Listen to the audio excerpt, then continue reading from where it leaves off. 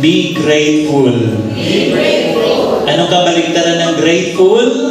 Ungrateful. O, sino po dito ang mga grateful?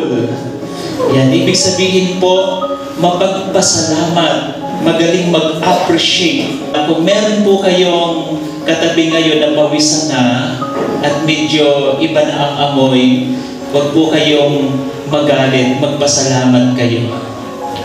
Amen? Pakisabihin na sa iyong katabi, thank you. Amen? Amoyin nyo nga. O, anong amoy? Amoy pawis na ba? Yan. Bakit kailangan magpasalamat?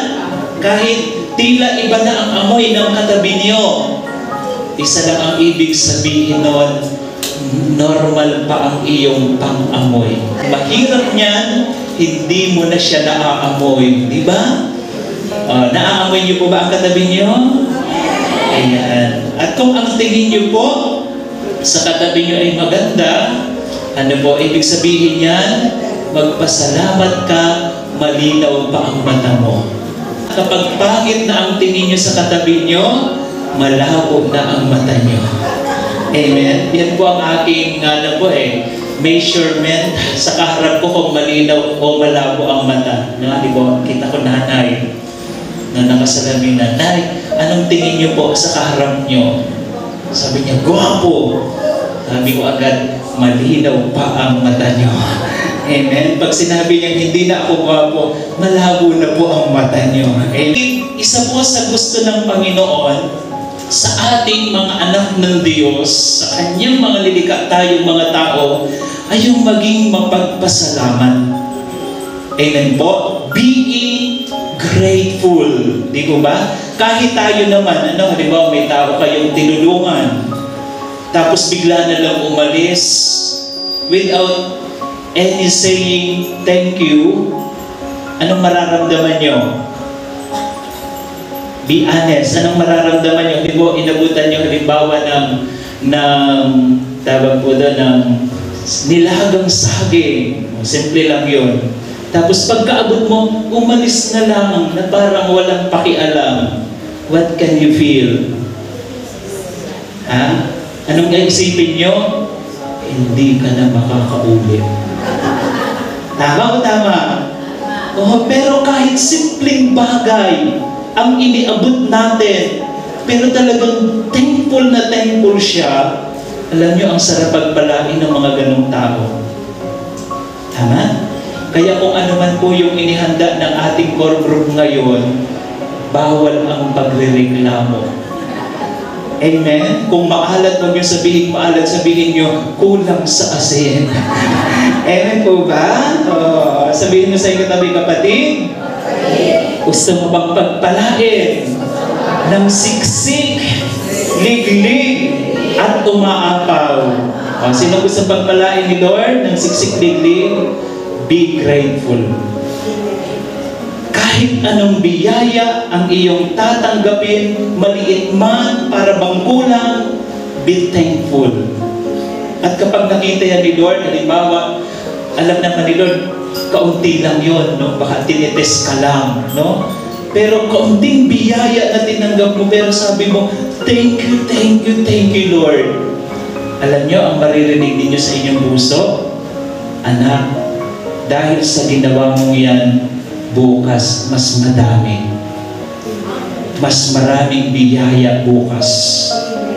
Pero pag nagreklamo kayo sa inyong tinanggap ngayon, sabihin ni Lord, bukas wala na. You are so ungrateful. Amen?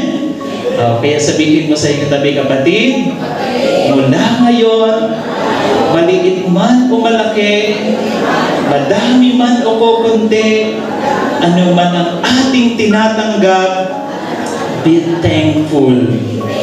Amen? Sabihin natin, thank you, Lord. Okay. Purihin si Yahweh sa kanyang kabutihan, pag-ibig niya'y tunay, laging tapat kailanman. Sabihin niyo nga, mabuti ang Diyos. Totoo po ba? Nararamdaman niyo? Na-experience nyo?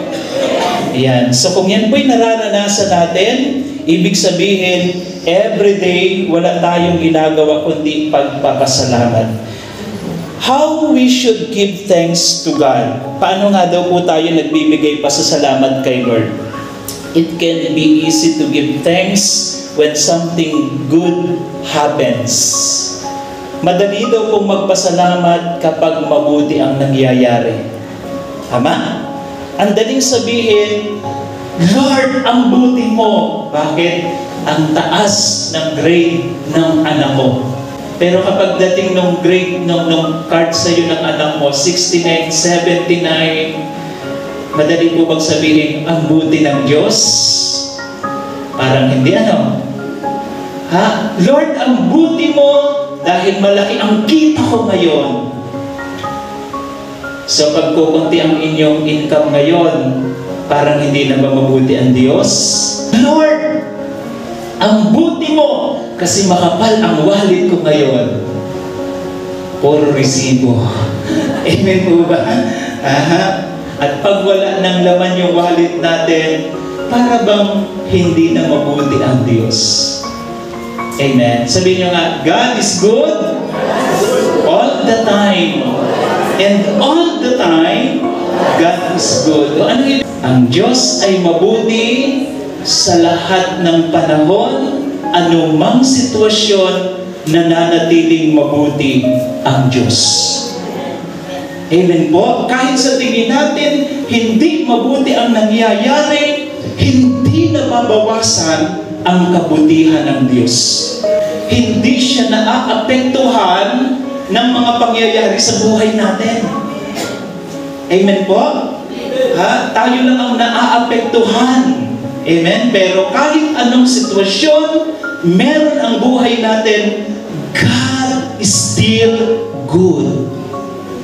Amen? At kapag yan ay na-appreciate natin, ngayong araw, anuman po ang problema niyong pinagdadaanan, at sinisigaw ng ating puso ang kabutihan ng Diyos, ngayong hapon, something good is going to happen in your lives. Amen po ba? Important to be thankful even times are difficult or when you're just living your daily life. You can give thanks by praying, singing, sharing the word with others. Pwede nating pasalamatan si Lord sa pamagitan ng pag-awit. Diba? Kapag kinakanta natin yung kay buti-buti mo, Panginoon. Ayan. Pag kinaawit po natin yon, nagpapasalamat na tayo. At kapag ibinabahagi natin ang mabuting balita, yun din ay pagpapasalamat. Kapag tayo ay nagiging mabuti sa ating kapwa, yun din ay pagpapasalamat natin kay Yahweh El Shaddai. Action, mga kapatid, pwede nating pasalamatan si Yahweh El Shaddai. Dapat ang buhay natin ay maging isang buhay pasasalamat. May mga blessing tayo, mga biyaya tayong hinihingi kay Lord. Naghihintay ka, naghihintay ka ng pagdating ng house and lot para magkaroon kayo ng sariling tahanan. Dahil hindi pa dumadating, parang minsan nagtatampo tayo, parang ang tagal-tagal, tutugunin pa kaya ni Lord? We are blessed by the Lord dun sa mga bagay na hindi mo iniisip, pero dumadating. Yes, nangungupahan ka nga ngayon, 10 years na, pero hindi mo ba alam, nakakabayad ka naman sa pang-upa. Maraming blessing na dumadating sa atin, hindi naman natin hinihingi, ay ibinibigay ng Diyos. Huwag ka lang nakapokus sa iyong hiningi. Tingnan natin ang ginagawa ng Diyos araw-araw. Hindi mo hiningi, pero ibinibigay sa iyo ni Yahweh El Shaddai. Binibigay ni Lord yung hindi mo hinihingi na sa tingin niya ay kailangan mo. Maari pong hindi ka pa gumagaling ngayon sa sakit, pero magpasalamat ka kasi mula nang dumating ang sakit na yan sa iyo, natuto kang maging mapanalangin. Nung wala kang sakit, parang okay lang, araw-araw, walang panapanalangin. Pero nung nagkasakit ka, everyday, nananalangin ka at nagpapasalamat, Lord, salamat po dahil kahit may sakit ako, buhay pa rin ako. Minsan hindi na po natin na-appreciate yung mga taong nasa paligid natin na nagbibless sa atin, nagbibigay sa atin ng lakas ng loob.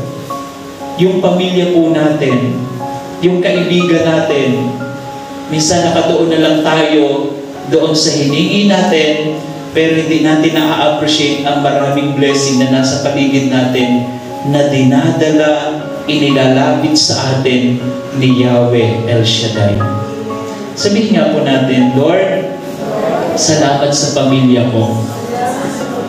Salamat sa kaibigan ko na nagpapalakas, nagpapatatag ng aking kalooban. Totoo naman po yun, no? Lahat tayo, mga kapatid, ay may kahinaan. Taong perfecto. Di mo ba? Kahit yung mapera, mayaman, kinakailangan nila ng mga nagpo-comfort sa kanila. At lahat tayo ay binibigyan ni Lord ng mga kaibigan na magpapalakas, magko-comfort sa atin sa panahon ng mga kagipitan, sa panahon ng kahinaan at kawalan. Andyan sila na kapag may problema ka ay may tumatapik sa iyong balikan.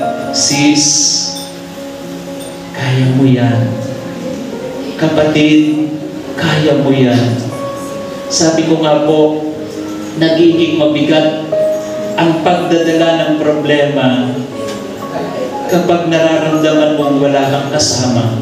Pero kahit gaano kabigat, pag nararamdaman mong may mga taong nasa likod mo na handang tumulong, handang magpalakas, handa tayo magpatuloy sa ating paglalakbay, pananampalataya. Pakitapik nga po ang katabi niyo. Sabihin mo, kapatid, kaya mo yan. Matatapos din ang lahat. At kung hindi man yan matapos, isa lang ang sigurado ko, matatapos ka din. Amen ba? Ibig sabihin may katapusan. Alam nyo, magpasalamat tayo sa katapusan. Magpasalamat tayo sa katapusan. Katapusan ng buwan, katapusan ng taon, katapusan ng buhay. Bakit po? Kasi kung may nararamdaman ka ngayon at walang katapusan ang buhay, di forever kang may pain. Holy Lord, sa new heaven and new earth, diba? Darating si Lord, darating ang bagong lupa, bagong langit, sabi doon, at papahirin na niya ang kanyang mga luha. Wala nang sakit, wala nang gutom, wala nang karamdaman. Lahat ay babaguhin ng Panginoon. Kaya pag naandun yung mindset natin, habang tayo dumadaan sa mundong ito na may pain, anong sasabihin natin, Lord? Salamat dahil may katapusan. Hindi man matapos ang problema ko ngayon, pero sa muli mong pagdating, matatapos ang lahat.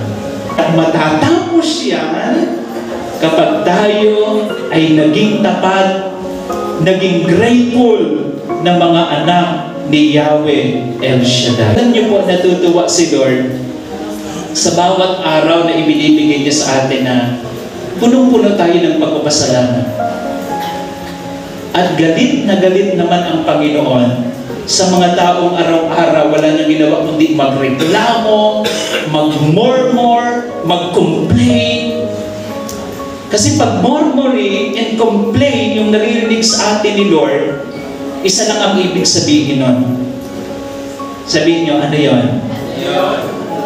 Parang wala siyang ginagawa sa buhay mo. Kaya ka reklamo ng reklamo. Why gratitude is important? Bakit nga po mahalaga ang pagpapasalamat? Tingnan niyo po. Regularly practicing and expressing gratitude has many benefits, both short and long term. Kapag pala tayo po ay grateful, mapagpasalamat, yung regular practice natin, umaga pa lang nagpapasalamat na kahit walang pera, nagpapasalamat, iniwan ng kaibigang matalik, nagpapasalamat pa rin.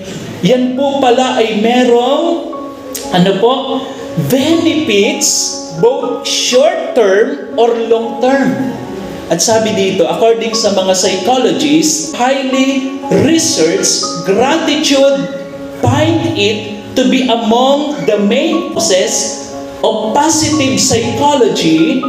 Evidence suggests that people who consciously count their blessings tend to be happier and less depressed. Kapag pala tayo ay mapagpasalamat at walang binibilang sa bawat araw kundi yung blessing na natatanggap natin, ang mga taong ito to be happier and less depressed. Bilangin mo araw-araw ang mga biyayang ginagawa sa iyo ni Lord.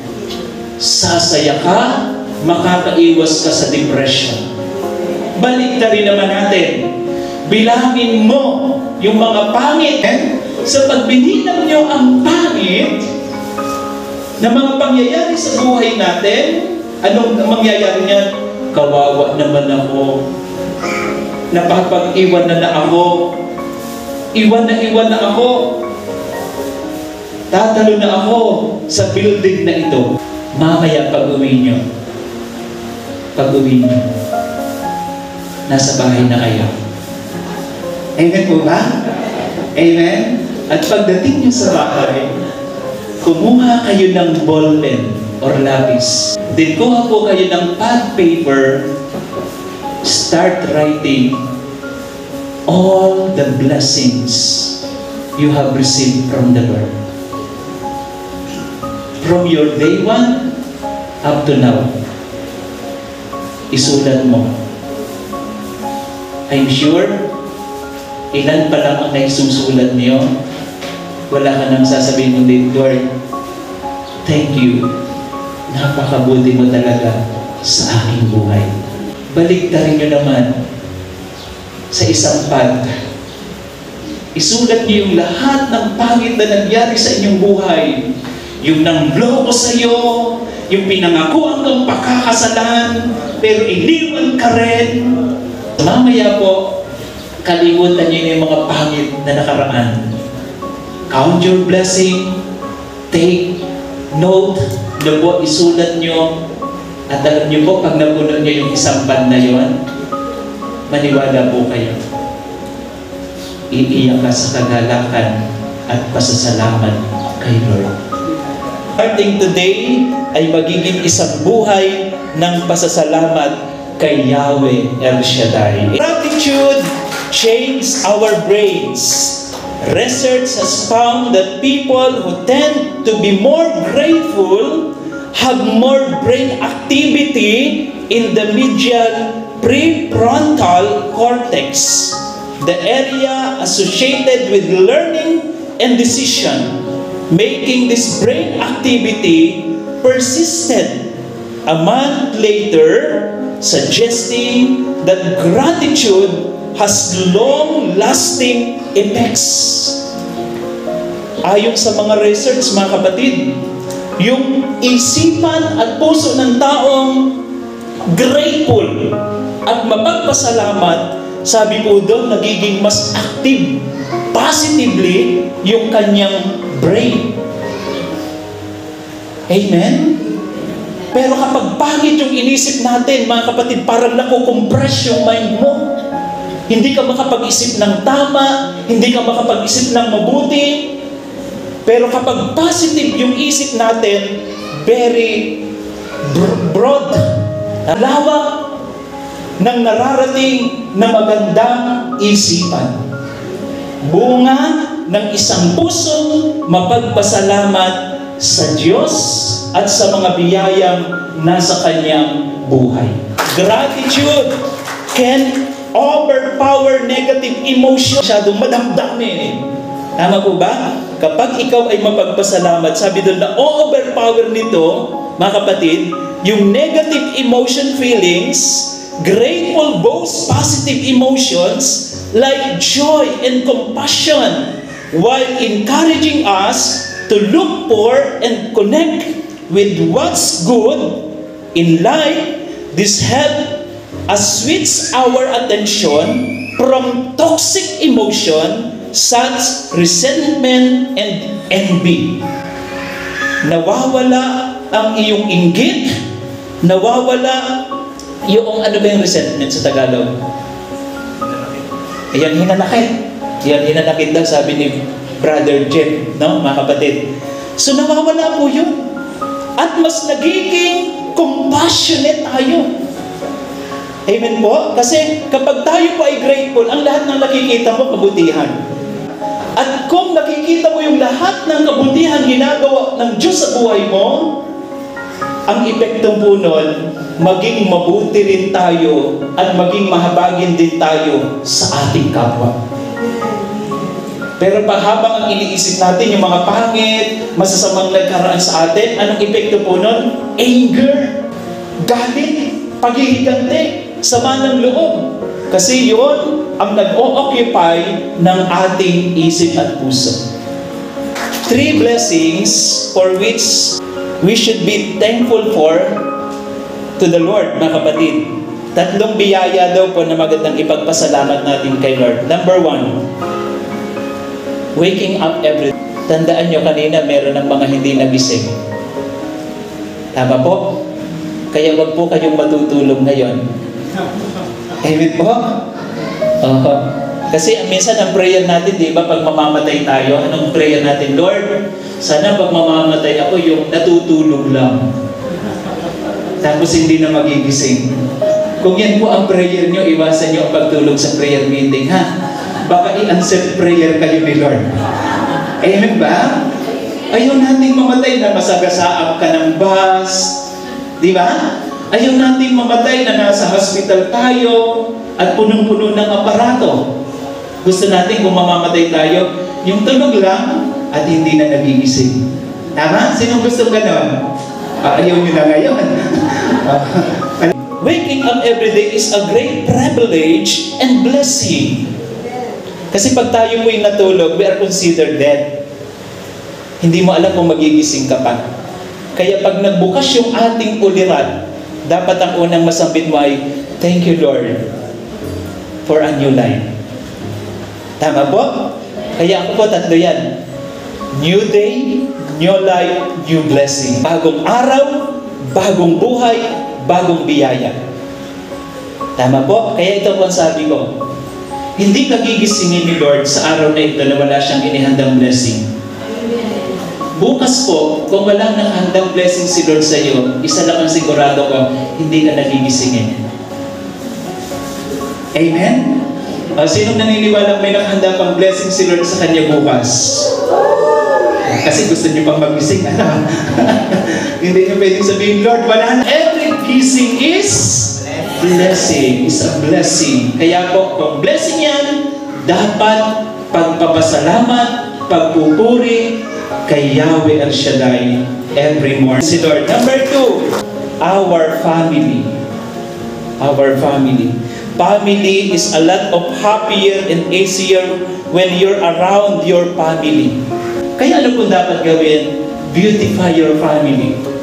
Our family is our immediate helper.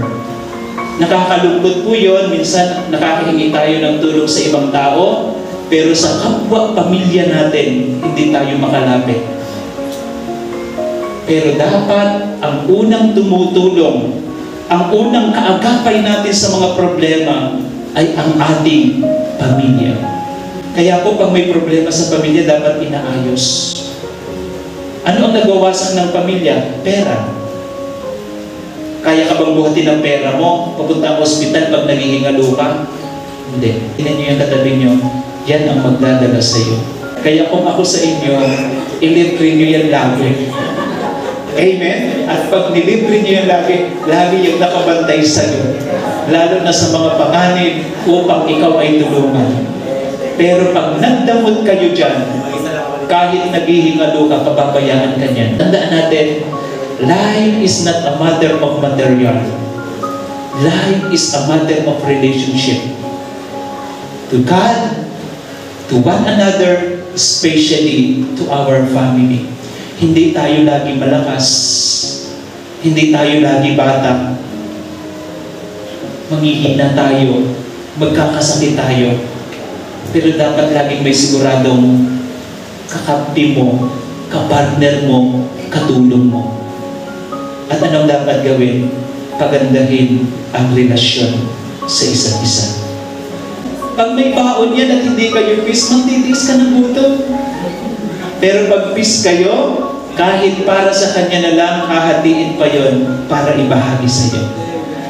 Andyan ang biyaya ni Lord sa magandang relasyon. Number 3, mga kapatid, God's provision. God's provision. Ano po yung God's provision?